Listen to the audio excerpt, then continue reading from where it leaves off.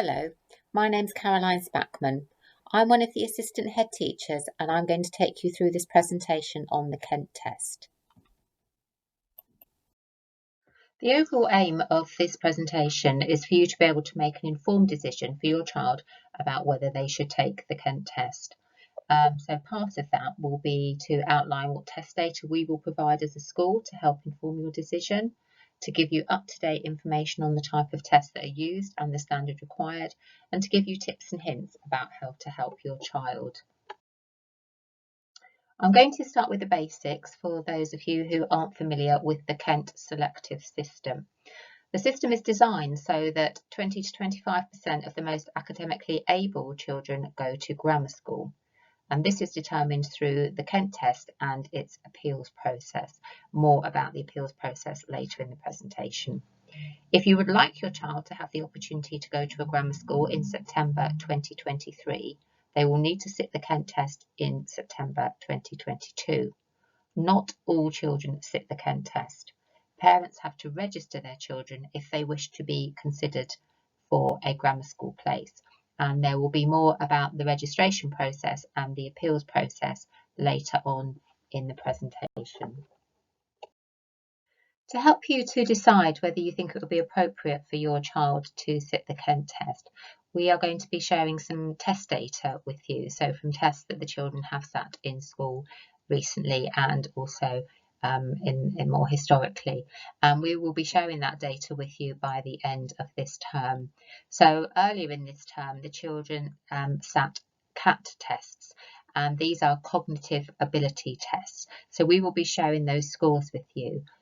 These are taken by the Year 5 children every year, and they're very similar to the Kent test reasoning papers. So the scores on the CAT test give you quite a good indication of how the children are likely to perform on the Kent test, particularly the reasoning parts of the Kent test. We're also going to share with you Puma and PIRA test scores. Now, the children carry these out 3 times a year in every single year throughout the school, and we're going to be sharing with you the results that they got in their Puma and PIRA tests, the ones that they sat before Christmas and the ones that they sat at the end of the summer. And also we will be sharing with you their current reading age. And you will see on the information that we give out about this test data a little bit more guidance about what certain kind of scores indicate. I'm going to be showing you some examples of questions within the different types of tests, but it's really important to stress that these questions may not necessarily appear in the Kent test next year, and also the test will also include types that aren't shown in this presentation.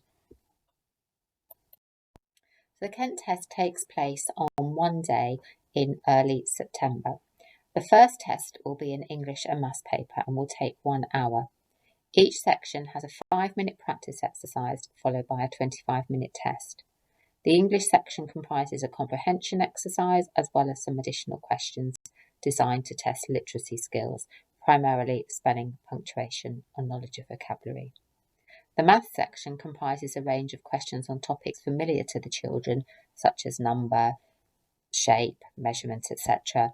But it will require them to apply the skills and knowledge that they've gained at school at a slightly more challenging level. After break time, the children sit a reasoning paper, and again this takes about 1 hour, including the practice sections and questions. It contains a verbal reasoning section and a non-verbal reasoning section of roughly the same length as each other. The non-verbal reasoning will be split into short sections administered and timed individually. The English, Maths and Reasoning tests are all multiple choice, and they have a separate answer sheet as shown here, an example here. This is one from the familiarisation test, which is available on the Kent website, details later in the presentation. So it only has a few questions for each of the sections. In the actual test, they will have 1 sheet for each test that they do. And these are marked by an automatic marking machine. So it's quite important for the children to understand how to mark the answers. on these sheets. So on the day before the Kent test, we do the familiarisation test in school so that the children will see where they will be sitting, how the hall is set up, and we will go through with them how to fill in this answer sheet. In the afternoon of the same day, the children will then do a writing exercise. And this comprises usually of about 8 different titles, a whole range of things like could be story writing, writing a letter, writing a newspaper article, writing about your favourite day out. So there's a very wide choice of titles. The children choose which one they would like to write about, and they have 40 minutes for this writing exercise, and they are encouraged to spend the first 10 minutes for planning time. Now, this isn't marked, and if your child gains enough marks on the earlier tests, then this piece of writing will never be looked at. However, if your child goes forward for the head teacher appeal, then these pieces of writing are considered then, along with other evidence that the school submits, such as the children's books from Year 5 and the start of Year 6. We're going to have a look at some example questions now. These are taken from the familiarisation booklet, and as I said, towards the end of this presentation there are some website links, and one of those includes a link which would take you through to this familiarisation booklet. So here's an example of a question from a verbal reasoning paper. So in these questions, the same letter must fit into both sets of brackets to complete the word in front of the brackets and begin the word after the brackets. So if we look at the first one, the example one, we can see that the answer is H, because if you put an H in the first bracket where there's a question mark, it would form the word dish, and then after the brackets, the word hurt. And if you put it in place of the second question mark, it will make the word much and then the word whole. And then if we have a look at the practice one, and particularly if you've got your children watching this with you, now's a good time for them to have a little practice of this question. So you're considering now which letter would you be able to put in the place of each of the brackets in where the question marks are to make 4 words which are real words that make sense. Okay, so the answer is option E. So on the mark sheet, the children would put a mark next to the option E because the letter is L. If you put an L in the first bracket, it makes the word real and lace. If you put an L in the second bracket, it makes the word feel and lost. So at the start of the verbal reasoning test, they will have an example, they will have some practice questions, and then those will be talked through with the invigilator, and then they will go on and do the rest of the paper independently, answering questions by themselves. On the previous slide, we looked at verbal reasoning questions, and those are all questions which are based around words, so the better the children's understanding is of vocabulary and spelling patterns, that will help them with those questions. With the non-verbal reasoning questions, they all are based around patterns, and although there will be some writing for the instructions, the actual questions themselves are all about being able to spot links and patterns within sequences, etc. And in this particular test, it's broken up into small sections. So each time the children will have an example, usually a couple of practice questions, which we then talk through afterwards, and then they will have a number of questions, I think normally probably about 8 questions, very much in the similar style as the example and practice questions. So here we've got an example which is a complete the sequence type of question. So to the left in the row of shapes below, there are 5 squares arranged in order. One of these squares has been left empty. Find which one of the 5 squares on the right should take the place of the empty square and mark its letter on your answer sheet. So the person invigilating the test will read the instruction, look at the example and explain to the children why the answer is as it is. Then they will have a couple of practice questions. The invigilator will talk through those ones, and then the children continue to do exactly the same type of question, but obviously with different sequences. Okay, so we can see here that we've got a sequence of triangles, and the second triangle from the sequence is missing, so the children have to work out whether it's triangle A, B, C, D or E that should go in its place. And so the answer is A. So for this particular sequence, there are 2 rules.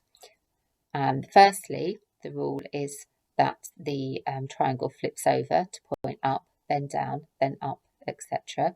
So they know that the triangle they're going to be looking for is one that points down. So I would always say to children with these kind of questions, it's a process of elimination. In fact, with any of the questions that they do, because it's multiple choice, I would advocate a process of elimination. So they would know very quickly by looking at this pattern, I'm looking for a triangle that's pointing down. So I would be saying, okay, cross out the B, cross out the D. You know it's not going to be either of those. Now let's look at the choices we've got left, A, C and E. Okay, what's the other pattern that we're looking for here then? So the other pattern is that the striped bar moves down a row each time until it gets to the bottom of the triangle, and then it starts to move up again. Therefore, the missing shape must be a triangle pointing down with the stripe bar 2 rows down, because in the first triangle, the stripe bar is 1 row down. So on the second triangle, it's going to be 2 rows down. On the third triangle, it's 3 rows down at the bottom.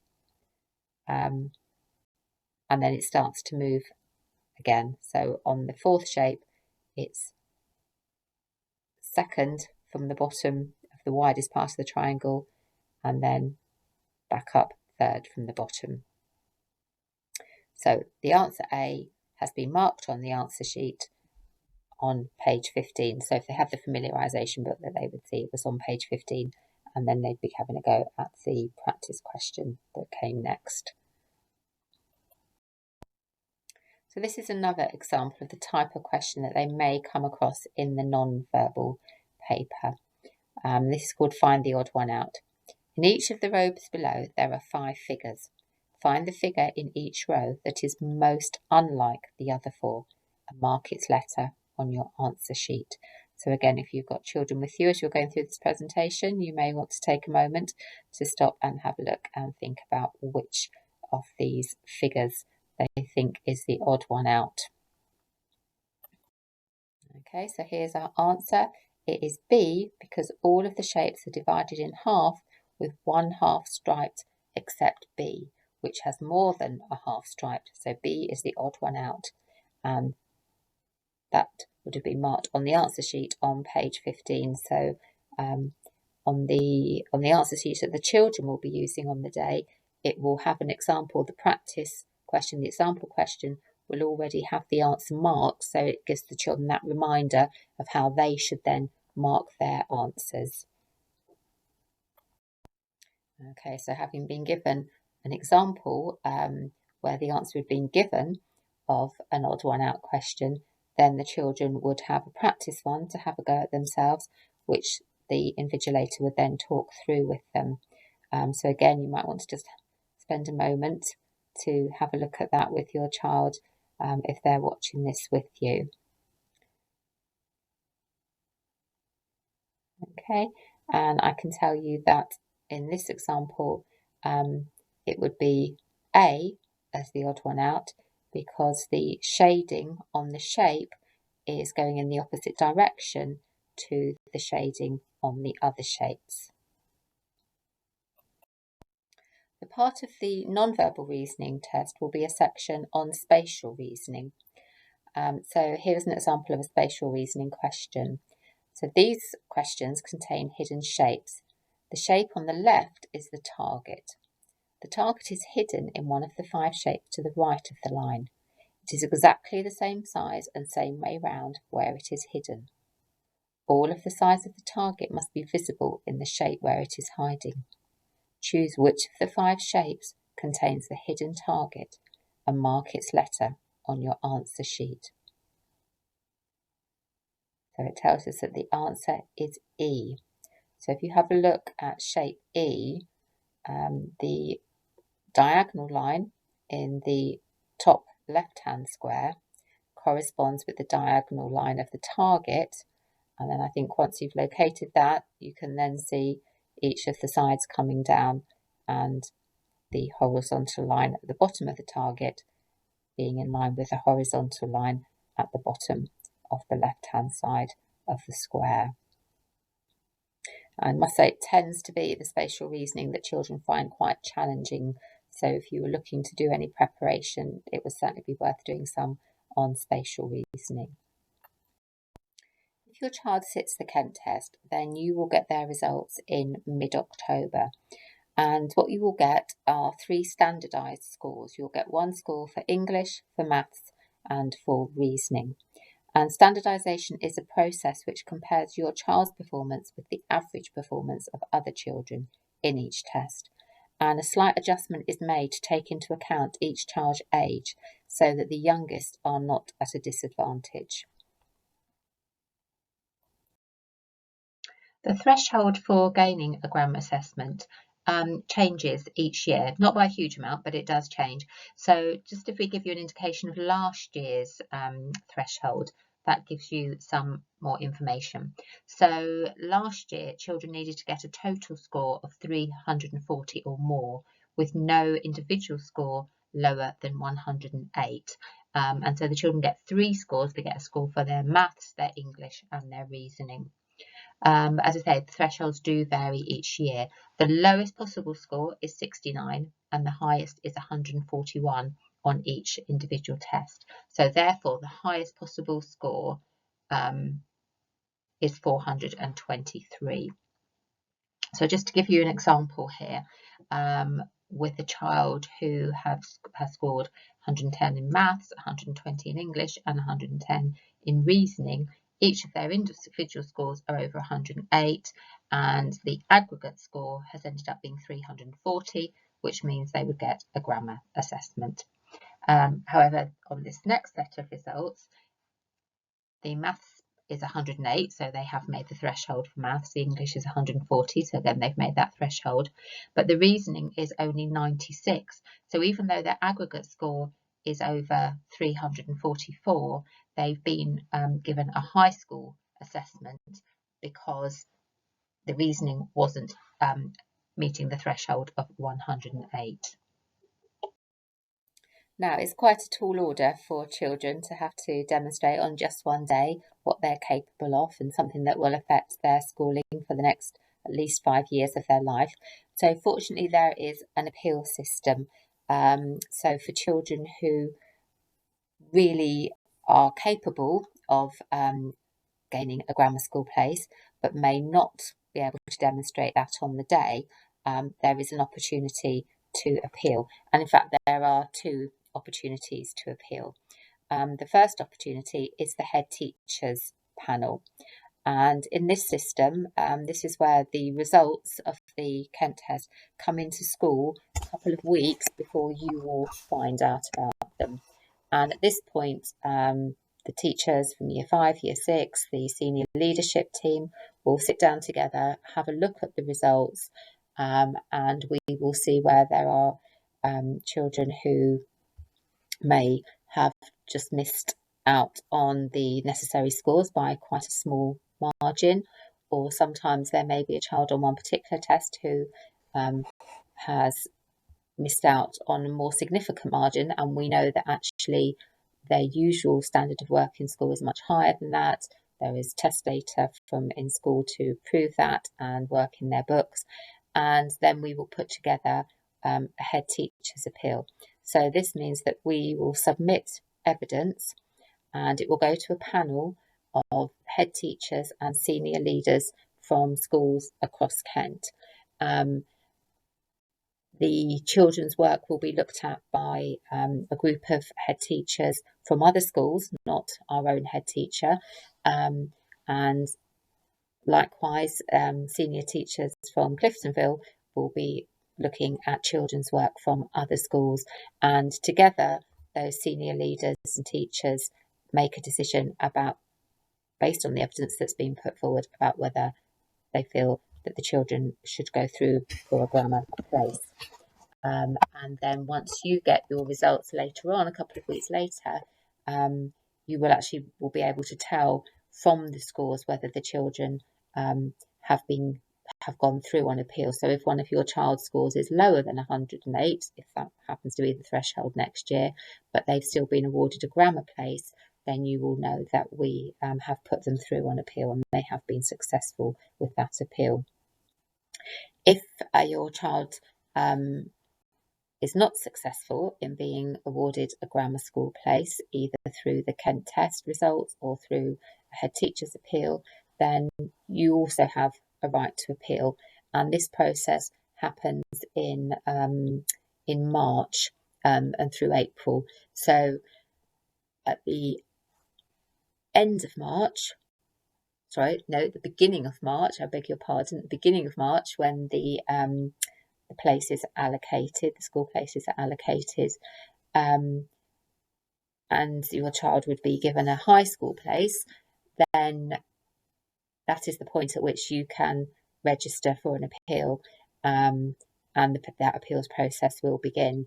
Now, before that point, in October time, if you're already aware that your child hasn't gained the necessary scores to go forward for a grammar school, and they may not have been put through by the school for a head teacher's appeal, or they've been unsuccessful in the head teacher's appeal, then please do talk to us, the school, if you feel that you would like your child, you would like to appeal for your child, so that we can then start to think about what evidence we could put together for appeal, give you some advice about whether we think your appeal would be successful. But in preparation for all of that, it would be most useful for us and for you to let us know on the actual day of the Kent test if there are any circumstances that you think need to be taken into account. So, for example, if your child isn't very well on the day, sometimes there's been some upset within the family, like a bereavement or something. So please do let us know on the day, so that if we do have to go for an appeal, then we are aware of any circumstances which may have had an effect on your child's performance on the day. So if you do think that you would like your child to sit the Kent test, you may be considering how you can help them with that and prepare them for it at home. So the key piece of advice really would be little and often. It's really important not to overload your child. Try and get into a routine with them. Perhaps they do it a few times a week, but not for too long, and with plenty of breaks in between. So it's worth bearing in mind that typically a child's attention span ranges between 30 minutes to 50 minutes. So part of the build-up process is to increase their attention span gradually. And begin by focusing on being able to tackle the different types of questions, not worry too much about how long it takes them to begin with. And then as they become more confident with the different types of questions, then you can start perhaps thinking about doing some timed activities so they get used to working at quite a fast pace to be able to prepare them for the test. Encourage your child to work methodically and accurately. I mentioned one strategy earlier, such as the process of elimination. So that kind of strategy is really very useful in the Kent test. And as mentioned previously, to get into routine about their practice.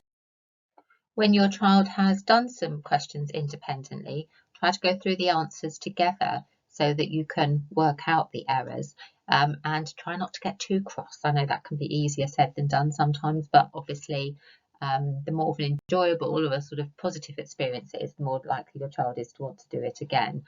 Try to balance the papers that they find easier with those that are more challenging to them. Again, that's far more likely to motivate them. Because there is an English paper that involves a comprehension activity, the more they read, the better that's going to be for them. So get that variety of different types of books, different genres. Think about them reading longer books, classics, as well as those ever popular, more sort of modern and less formal authors such as Jacqueline Wilson and David Walliams. Puzzles are great. Sudokus, crosswords, word searches, they're really good for helping their reasoning skills. Try to avoid using the terms pass and fail when talking about the Kent test, because obviously, for a child to feel that they've failed, it again is very, very negative for them. So what we talk about, what the sort of phraseology I've used in the presentation is being assessed as suitable for grammar school or assessed as a high school place, rather than that pass or fail. And then, of course, to make sure that you do register them for the Kent test, and that will be during June, that process.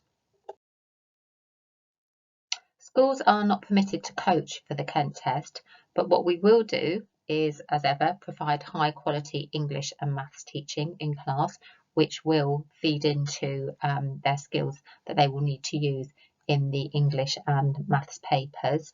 We will be providing the test data in term 4 to help inform your decision making, and we will also be signposting you resources which could be used for Kent test preparation. That's coming up on the next slide. So as I said, there are lots of publishers that produce materials to prepare children for the Kent test, and so there will be books that cover the English test, the maths test, the verbal reasoning test, and the non-verbal reasoning test. Some books and packs are designed to practice and teach the skills, others are sets of full practice papers. Both are quite useful. It's useful to start off with the books that practice the different types of questions that you would work through together, and help your child to start to understand those types of questions. And then later in the process, it's useful to have the practice paper so they can actually sit down and see what it's like to sit a full paper in a certain amount of time. So these are some useful website links for you. On the Teams, I have also put a Word document with these links on so that you can go straight, use the links directly from the Word document. The first link is the KCC information. So that's a really good one to look at as a starting point, and that includes the familiarisation booklet. So as I say, the example questions we looked at today are taken from that familiarisation booklet. There's another couple of useful sites. The second one, 11 Plus Exams, has got some general information and takes you through to a number of publishers. The CGP books are very good and usually quite reasonable, and also the GL assessment. GL are the company that produced the Kent test specifically for Kent. Other areas do 11 pluses as well. But actually there's also free test papers that you can find online. So if you just Google 11 plus or specifically Kent test, that will take you to lots of options and ways of accessing both free papers and books that you can buy and order. So how do you register for the Kent test? Well, this is best done online at the link shown. When you do that, you'll be obviously create an account, create a password, and that means that when the results come out, they'll be emailed to you, and then you'll already have an account set up ready for when you want to make your school choices. So it really is best, if possible, to register online.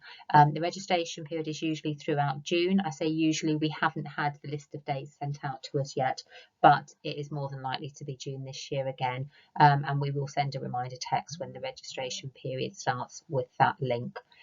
You can register using a paper form, and so please come to the school office during June to do that if you would prefer to. Now, what I'd normally do at this point is show you the key dates for the process, right through from registering for the Kent test to when you actually get informed of which school your child has been allocated by the local authority and that will be in March, sort of March, April 2023. So because it hasn't been released yet, what I have been told is that it's more than likely that the actual test date will be the 8th of September. That's the Thursday. The test is always on a Thursday. But we will inform you of the full schedule of dates for the secondary school admissions process once we've been given them. But on the next slide, I've put on last year's dates just to give you a rough idea. They will be very, very similar. So these are the dates for the current year 6, so they're part way through the process at the moment, just as I say, to give you an indication of what the dates are likely to be, very similar dates for next year when you're going through this process with your children. So thank you for listening to the presentation. I hope you found it useful. If you've got any questions, of course, please just do contact the school, so you could ask to speak to myself. Mrs. Frith is also very knowledgeable about the whole process, as is Mr. Michael, Miss Carpenter.